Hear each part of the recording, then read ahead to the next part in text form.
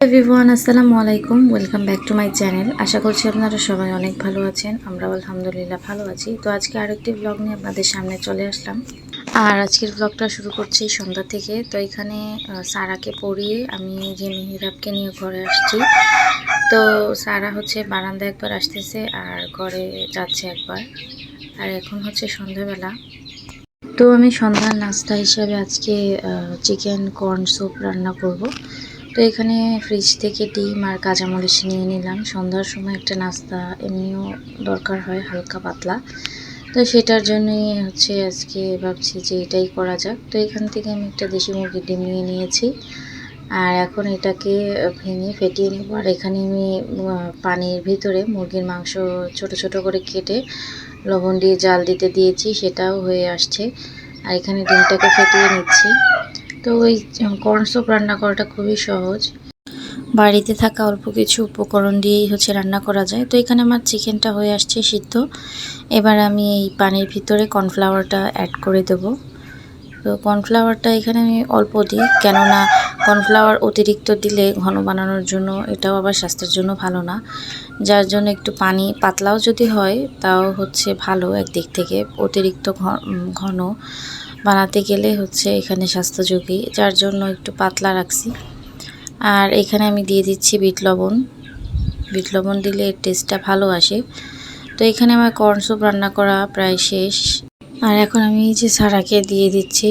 আর এই স্যুপটা খেতে খুবই মজা হয়েছিল। তো এখন হচ্ছে যেহেতু বৃষ্টি হচ্ছে, প্রায় কম বেশি প্রতিদিনই বৃষ্টি হচ্ছে। আর এখানে সকালবেলা পরদিন এই যে বৃষ্টি হচ্ছে, তো ছোটোটার যেই কাঁথা কাপড়গুলো ছিল সেইগুলো আমি বৃষ্টির পানিতে এখানে পড়তেছে তার ভিতরে দিয়ে দিচ্ছি। আর এখানে হচ্ছে বৃষ্টির পানিতে ধোয়া হয়ে যাচ্ছে।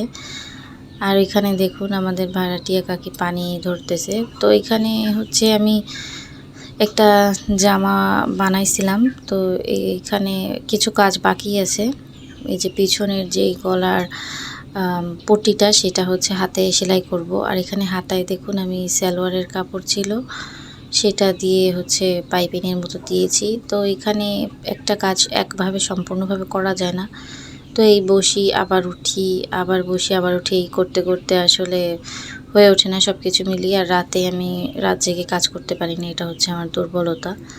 তো এখানে সালোয়ারের মাজায় যেই পট্টিটা লাগাবো সেটা হচ্ছে আলাদা করে রেখেছি। আর এখানে নিচের যে পার্টটা, এখানে দেখুন আমি সেলাই সোজা করার জন্য, সেলাই সোজা হয় তারপরে একদম ফিনিশিং হয় যাতে, যার জন্য আমি একটু হালকা করে দাগ দিয়ে নিয়েছি চক দিয়ে, এতে করে আর কি সেলাইটা দেখতে ভালো লাগে। তো এখানে আমি এবার সালোয়ারটা সেলাই করে নিচ্ছি। আর মাজায় হচ্ছে কুচি হবে আর নিচে প্লাজো সিস্টেম। এই সালোয়ারগুলো খুবই ভালো হয়, যারা একটু হেলদি তাদের জন্য ভালো হয়। আবার এর সঙ্গে পট্টিও অ্যাড করা যায়। তো এখানে আমার জামাটা শেষ করার পরে যেটুকু কাজ ছিল এই হচ্ছে শেষ অবস্থা। তো এখানে আমি সামনে চেন দিয়েছি। আর এখানে হাতায় পাইপিং, খুবই সিম্পল একটা ডিজাইন, মানে সাধারণভাবেই করার চেষ্টা করছি, কেননা এখন অসাধারণভাবে করার মতো সময় হয়ে ওঠে না। তারপরেও এখনও অনেক কাজ আছে মেশিনে, যেগুলো আস্তে আস্তে করার চেষ্টা করতেছি। আর সামনে তো কুরবানি, যার জন্য এখন টুকটাক অনেক কাজই হয়ে থাকে বাড়িতে। তো সব মিলিয়ে করে প্লাস ভিডিও করে ভয়েস দেওয়াটা হচ্ছে আমার একটু প্রবলেম হয়ে যায়, কেননা ভয়েস দিতে হয় একটু নিরিবিলি জায়গায়, আর না হলে হয় না। তো আজকের ভিডিওটা এই পর্যন্ত। সবাই ভালো থাকবেন।